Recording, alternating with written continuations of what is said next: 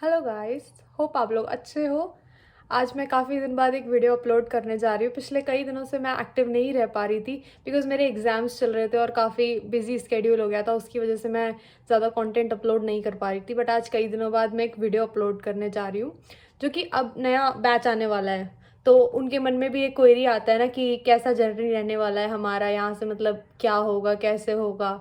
हर नए बच्चे के मन में सवाल होता है। जब मैं फर्स्ट ईयर में यहाँ पर आ रही थी, मेरे मन में भी यही सवाल थे। मैं भी आप लोगों की तरह ही यूट्यूब पे स्क्रॉल करती थी, देखना चाहती थी कि कैसा होता है जर्नी, क्या होता है पहले, कैसे जाएंगे, क्या जाएंगे, थाउजेंड्स ऑफ क्वेरीज। तो आज मैं अपनी जर्नी शेयर करने वाली हूँ, what was my journey from India to Russia.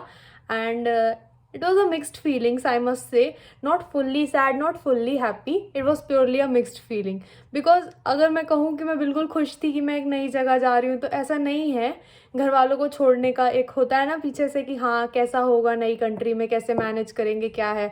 और उसी तरफ आपको खुशी भी देगा कि हाँ फाइनली, मतलब मेरा ड्रीम एकम्प्लिश होने जा रहा है कि मैं हमेशा से एक MBBS डॉक्टर बनना चाहती थी, अब फाइनली मेरे नाम के आगे MBBS लिख जाएगा। तो it is a mix feeling. आप लोगों के लिए भी यही होगा। तो अब मैं अपनी जर्नी शेयर करना चाह रही हूँ। मेरी जर्नी स्टार्ट हुई थी, पहले मेरे घर वालों ने मुझे एक हैप्पी जर्नी के लिए एक छोटा सा पार्टी घर में ऑर्गेनाइज़ किया था। तो उसमें मेरे सारे close ones and relatives and all, हम सब ने मिलके केक कट किया था। तो उसके बाद मेरे यहाँ से दिल्ली हम बाई रोड गए थे, मैं, मेरे मॉम डैड और भैया। तो वो लोग मुझे वहाँ एयरपोर्ट पे फिर ड्रॉप आउट किए थे। मैं 11 बजे एयरपोर्ट पहुँच गई थी, दिल्ली एयरपोर्ट। और उसके बाद फिर ऐसा था कि हमारा बोर्डिंग वगैरह अंदर जाते जाते, मतलब हमें अराउंड 12 बज गया था, हमें 11 बजे बुलाया गया था। उसके बाद फिर सारी फॉर्मेलिटीज़ पूरा करते हैं और उसके बाद सब वीज़ा एंड और सब और बहुत सारी फॉर्मेलिटीज़ होती हैं, लगेज चेक इन, और फिर एक्स्ट्रा लगेज का भी कुछ प्रॉब्लम हो रहा था मेरे में। तो हर चीज़ सॉर्ट आउट करते करते फाइनली बोर्डिंग पास लेते लेते हमें सुबह हो गई थी। 5 बजे की मेरी फ़्लाइट थी दिल्ली से मॉस्को की। तो उसके बाद फिर हम वहाँ से हर चीज़ करा के security check in, luggage, boarding pass लेकर फिर हम फाइनली अपनी फ़्लाइट का वेट कर रहे थे, 5 बजे की जो हमारी फ़्लाइट थी। उसके बाद क्या होता है कि हम फ़्लाइट, एक लॉन्ग फ़्लाइट थी हमारी, हम बहुत थक गए थे एक्चुअली बैठे। और डोमेस्टिक फ़्लाइट्स तो इतनी लॉन्ग नहीं होती है ना, तो इंटरनेशनल फ़्लाइट और डोमेस्टिक फ़्लाइट में ये अंतर होता है। मैं कई बार भी डोमेस्टिक फ़्लाइट में ट्रैवल की हूँ, बट इंटरनेशनल फ़्लाइट रियली इतनी लॉन्ग होती है ना, आपको फिजिकली और मेंटली टॉर्चर कर देती है बिल्कुल। मुझे नहीं पता आपको होगा या नहीं होगा, या जिन लोगों को क्लॉस्ट्रोफोबिया काइंड ऑफ चीज़ें होती हैं, तो इतनी लॉन्ग फ़्लाइट में बहुत थक जाता है इंसान। तो हम मॉस्को पहुँचे अगले दिन। तो अब हमारे पास इंटरनेशनल सिम कार्ड्स वगैरह तो नहीं थे, तो हमने अपना मॉस्को एयरपोर्ट पे वाईफाई या ये सब कनेक्ट करके अपने घर वालों को इन्फॉर्म किया कि हाँ हम मॉस्को लैंड हो चुके हैं। उसके बाद हमारा वहाँ ले ओवर था अराउंड आई गेस 4 से 5 घंटे का। फिर वहाँ पर दोबारा सिक्योरिटी चेक इन, हर चीज़ करके इमिग्रेशन एक्चुअली हुआ था वहाँ पे हमारा मॉस्को आते, बिकॉज आप रशिया लैंड हो गए हो अब। तो आपको इमिग्रेशन मिलता है एक वहाँ पर, और उसे आपको काफ़ी संभाल के रखना होता है। जब आप यहाँ आते हो ना, तो यूनिवर्सिटी में आपका वो इमिग्रेशन सबमिट हो जाता है डीन ऑफिस में, और हर बार घर जाने के लिए वो परमिशन के तौर पे आपको इमिग्रेशन ही दिया जाता है। तो उसके बाद क्या होता है कि अब हम मॉस्को से फिर हमारी यहाँ उफ़ा की फ़्लाइट थी। हम 6 बजे अराउंड 6:10 पे हम उफ़ा लैंड करने वाले थे। तो वहाँ से फिर हमने पहली बार वो एक माइनस टेम्परेचर देखा। हम मतलब दिसंबर में आ रहे थे। दिसंबर में रशिया, दिसंबर जनवरी रशिया के पीक विंटर्स होते हैं। तो मतलब काफ़ी अच्छा खासा स्नोफॉल हो रही थी मॉस्को में, काफ़ी ठंडी हवा चल रही थी, मतलब बहुत ठंड थी एक्सट्रीमली। इतना कोल्ड वेदर, इतना एक्सट्रीम वेदर इंडिया में देखने नहीं मिलता है ना। अगर आप जम्मू कश्मीर भी चले जाओ, इतना ऊपर हिली स्टेशंस में, फिर भी इतना एक्सट्रीम वेदर इंडिया कभी एक्सपीरियंस नहीं करता। तो हम सबके लिए एक नया एक्सपीरियंस था ये, इतना ज़्यादा माइनस टेम्परेचर। तो उसके बाद फिर क्या होता है कि हम एयरबस से अपना फ़्लाइट वगैरह सब बोर्ड किए वहाँ पे मॉस्को में।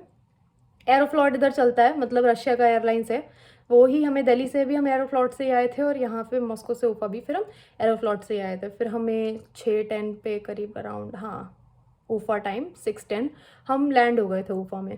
उसके बाद फिर यहाँ लैंड होने के बाद हमें रिसीव करा गया यहाँ पे, और हमारा लगेज वगैरह सब एक अलग, मतलब व्हीकल में लोड करा के, हम लोग काफ़ी सारे बच्चे थे बिकॉज। और फिर हम लोग एक बस से, उसमें सारे बच्चे स्टूडेंट्स, हम लोग यूनिवर्सिटी आ गए।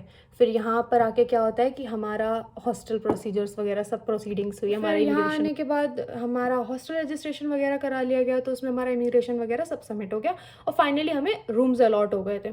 फिर उस रात इतना थक जाने के बाद फिर हमें खाना वगैरह प्रोवाइड किया गया था। हमने खाना वाना खा के रूम अपना सेटल करके फिर हमें सिम कार्ड्स मिल गए थे उसी दिन। फिर हमने पेरेंट्स को इन्फॉर्म किया कि हम फाइनली अच्छे से पहुंच चुके हैं। फिर सब कुछ एक टायरिंग डे पे एंड हुआ और हम अपने रूम्स में फाइनली सो गए हॉस्टल के। तो अभी मैं आपको दिखाने जा रही हूँ कि मैंने उस टाइम एक्चुअली कुछ क्लिप्स ही शूट कर पाई थी, तो वही मैं आपको दिखाने जा रही हूँ कि कैसा कैसा क्या क्या होता है। So watch it till the end guys, hope you will enjoy it.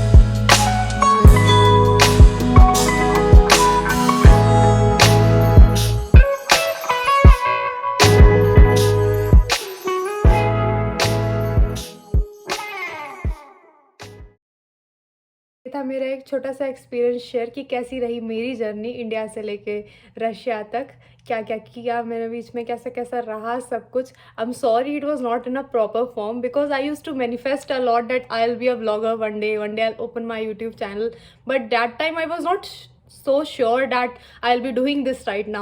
So clips इतनी प्रॉपर फॉर्म में नहीं है, उस तरीके से प्रॉपर शूट नहीं हो पाई हैं। तो जितना भी मेरे पास वीडियोस था मैंने पूरी कोशिश की है कि मैं आपको दिखा सकूं कि क्या क्या होता है, कैसे कैसे सारा हम लोग करते हैं। सो होप आपको ये पसंद आया होगा video. So I would like to say that guys please subscribe my channel for more updates and for more upcoming videos. Bye bye, पक्का।